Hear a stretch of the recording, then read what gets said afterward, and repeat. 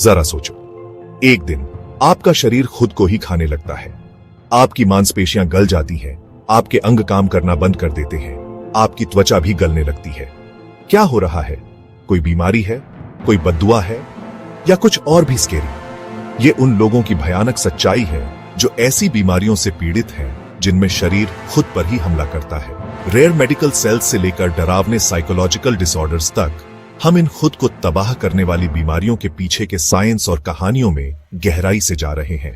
मेडएक्सट्रीम के साथ मेडिसिन के सबसे डार्क कॉर्नर्स की यात्रा के लिए तैयार हो जाइए, जहां जिंदगी और मौत के बीच की लाइन धुंधली हो जाती है और इंसानी शरीर शिकार और हमलावर दोनों बन जाता है। कल्पना करो कि आपका शरीर घेराबंदी में एक शहर है, रिसोर्सेज कम है और दुश्मन नजदीक आ रहा है। यह है कचेक्सिया। ये एक पूरे शरीर का कैटाबॉलिक तूफान है जो एडवांस्ड कैंसर, एड्स और सीरियस इन्फेक्शंस में देखा जाता है। आपका शरीर एनर्जी के लिए भूखा, जिंदा रहने के लिए अपने ही टिश्यूज को खाना शुरू कर देता है। मांसपेशियां, आपके शरीर का पावर हाउस, गलने लगती हैं, ऑर्गन्स सिकुड़ते हैं और फेल हो जाते हैं। आप अपने ही भूखे शरीर में कैदी बन जाते हैं। गुनाहगार, सूजन पैदा करने वाले मॉलिक्यूल्स का cocktail, cytokines, hormones, stress signals आपके मेटाबॉलिज्म को हाईजैक कर लेते हैं, आपके शरीर को खुद को खाने वाली मशीन में बदल देते हैं। कचेक्सिया सिर्फ वेट लॉस नहीं है, ये आपके वजूद पर एक लगातार हमला है जो आपको कमजोर, वल्नरेबल और बर्बादी की कगार पर छोड़ देता है। इसका कोई इलाज नहीं है, लेकिन अंडरलाइंग बीमारी का इलाज न्यूट्रिशनल सपोर्ट और मेडिकेशन के साथ इस विनाशकारी प्रोसेस को स्लो कर सकता है। ये एक छोटे से कट से शुरू होता है, एक मामूली इंजरी से, लेकिन कुछ ही घंटों में आपकी त्वचा काली पड़ जाती है, असहनीय दर्द होने लगता है और आप एक मेडिकल नाइटमेयर में फंस जाते हैं। नेक्रोटाइजिंग फैशिटिस, ये तेजी से फैलने वाला इन्फेक्शन जो अक्सर स्ट्रेप्टोकोकस जैसे बैक्टीरिया के कारण होता है, अपनी स्कैरी नेचर के लिए फेमस है। ये आपके सॉफ्ट टिश्यूज, त्वचा, चर्बी, मांसपेशियों पर एक क्रूर हमला है जो उन्हें भयानक स्पीड से खा जाता है। कल्पना करो कि आपका जिस्म अंदर से खाया जा रहा है, क्योंकि बैक्टीरिया टॉक्सिन्स छोड़ते हैं जो आपके सेल्स को नष्ट कर देते हैं, मृत टिश्यू का निशान छोड़ जाते हैं। दर्द असहनीय है, प्रोग्रेस भयानक रूप से तेज है, तत्काल एग्रेसिव ट्रीटमेंट जरूरी है। पावरफुल एंटीबायोटिक्स, इन्फेक्टेड टिश्यू को सर्जिकली रिमूव करना, यहां तक कि इन्फेक्शन को रोकने के लिए एम्प्यूटेशन भी। नेक्रोटाइजिंग फैसिटिस मानव शरीर की वल्नरेबिलिटी की एक कठोर याद दिलाता है, टाइम के खिलाफ एक रेस जहां जिंदा रहना तेज मेडिकल इंटरवेंशन पर डिपेंड करता है। आपका इम्यून सिस्टम हमलावरों के खिलाफ आपकी शील्ड अचानक आपके खिलाफ हो जाता है। ये ऑटो इम्यून बीमारियों की भयानक सच्चाई है। कल्पना करो कि आपकी अपनी सेल्स आपके शरीर के बचाव द्वारा अटैक कर रही हैं। लूपस, जहां इम्यून सिस्टम गुर्दे जैसे ऑर्गन्स को टारगेट करता है, त्वचा और जोड़ों को। मल्टीपल स्क्लेरोसिस, जहां आपकी नर्व्स का प्रोटेक्टिव कवर नष्ट हो जाता है, जिससे कमजोर करने वाली न्यूरोलॉजिकल प्रॉब्लम्स होती है। ऑटो इम्यून मायोसिटिस, जहां आपकी मसल्स, वही फाइबर्स जो आपको मूव करने में हेल्प करते हैं, लगातार अटैक किया जाता है और कमजोर हो जाता है। टाइप 1 डायबिटीज, जहां आपके पैंक्रियास में इंसुलिन बनाने वाली सेल्स नष्ट हो जाती है, आपको जिंदा रहने के लिए इंसुलिन पर निर्भर छोड़ देता है। ऑटोइम्यून बीमारियां एक कॉम्प्लेक्स पजल है, अक्सर जेनेटिक टेंडेंसी और एनवायरमेंटल फैक्टर्स के कॉम्बिनेशन से शुरू होती है। हालांकि कोई क्योर नहीं है, ट्रीटमेंट इम्यून रिस्पांस को सप्रेस करने, सिम्पटम्स को मैनेज करने पर फोकस करता है और इन चैलेंजिंग सिचुएशन में रहने वालों के लिए लाइफ की क्वालिटी इंप्रूव करना। ऑटोफेजी, एक नेचुरल प्रोसेस जहां आपकी सेल्स घर की सफाई करती है, डैमेज्ड पार्ट्स को रिसाइकल करती है और चीजों को स्मूथली चलाती है।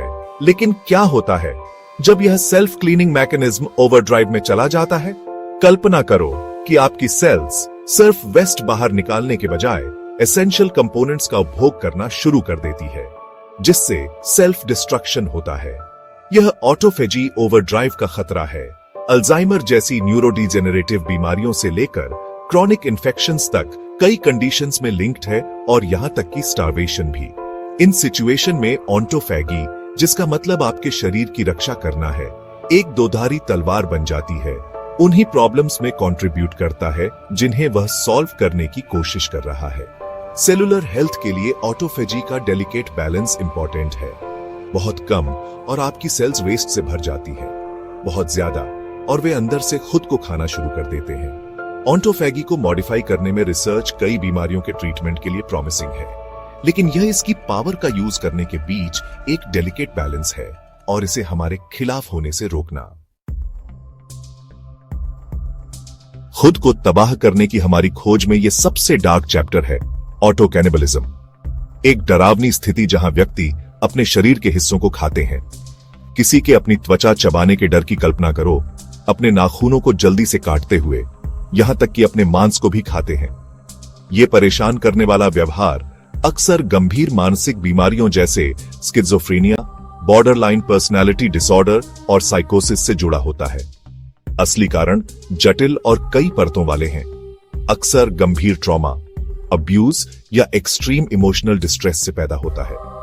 Auto cannibalism extreme psychological pen से निपटने का एक बेताब कोशिश है, गहरे इमोशनल टर्मोइल का एक्सप्रेशन। इलाज के लिए एक मल्टी डिसिप्लिनरी अप्रोच की जरूरत होती है। अंडरलाइंग मेंटल इलनेस को मेडिकेशन और थेरेपी से एड्रेस करना और रिकवरी के लिए एक सेफ और सपोर्टिव एनवायरनमेंट प्रोवाइड करना। जिन कंडीशंस की हमने खोज की है वो शरीर के खुद से युद्ध की एक स्केरी पिक्चर पेश करते हैं, लेकिन होप है। कैचेक्सिया के लिए न्यूट्रिशनल रिहैब, जिसमें हाई कैलोरी डाइट और यहां तक कि आईवी फीडिंग भी शामिल है, खोए हुए रिजर्व्स को फिर से भरने में हेल्प कर सकती है। नेक्रोटाइजिंग फेसाइटिस हालांकि स्केरी है, लेकिन तेज एक्शन से इसे हराया जा सकता है। इन्फेक्टेड टिश्यू को रिमूव करने के लिए पावरफुल एंटीबायोटिक्स और aggressive surgical intervention. Auto immune बीमारियां हालांकि क्रॉनिक हैं, लेकिन इम्यून सिस्टम को सप्रेस करने वाली मेडिकेशंस के साथ साथ सिम्पटम्स को कंट्रोल करने के लिए लाइफस्टाइल चेंजेस के साथ मैनेज किया जा सकता है। ऑटोफेजी जबकि पोटेंशियली डिस्ट्रक्टिव है, नए ट्रीटमेंट्स का भी टारगेट है, जिसका एम इसके डेलिकेट बैलेंस को रिस्टोर करना और सेलुलर सेल्फ डिस्ट्रक्शन को रोकना है।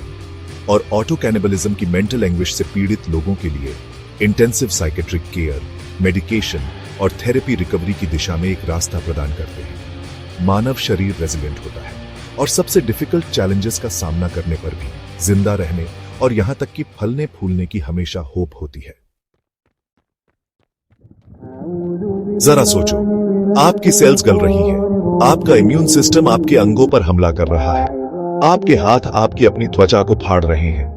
क्या यह सिर्फ एक बीमारी है या अल्लाह का इम्तिहान? और जब मैं बीमार होता हूं तो वही मुझे शिफा देता है। सूरा ऐश शुआरा 26:18। कभी कभी सबसे भयानक बीमारियां सिर्फ मेडिकल नहीं होती, ये रूहानी इम्तिहान होती है। कैचेक्सिया, नेक्रोटाइजिंग फैशिटिस जैसी कंडीशंस। ऑटो कैनिबलिज्म किसी व्यक्ति को न केवल फिजिकली बल्कि मानसिक और भावनात्मक रूप से भी तोड़ सकता है। और अगर अल्लाह आपको नुकसान पहुंचाता है तो उसे उसके सिवा कोई नहीं हटा सकता। सूरा अल-अनम 6:17। ये खौफनाक चीजें एक वेकअप कॉल हो सकती है, इल्म पाने के लिए, अपने क्रिएटर के साथ फिर से जुड़ने के लिए, न केवल शरीर को हील करने के लिए बल्कि आत्मा को भी। अल्लाह किसी भी जान पर उसकी क्षमता से ज्यादा बोझ नहीं डालता। सूरा अल-बकारा 286। मेड एक्सट्रीम में हम उन कहानियों का पता लगाते हैं जहां आपका शरीर, आपका मन और आपका विश्वास आपस में टकराते हैं। तो खुद से पूछो, जब आपका शरीर खुद को नष्ट करना शुरू कर देता है, क्या साइंस काफी है या आपको अल्लाह की रहमत की भी जरूरत है?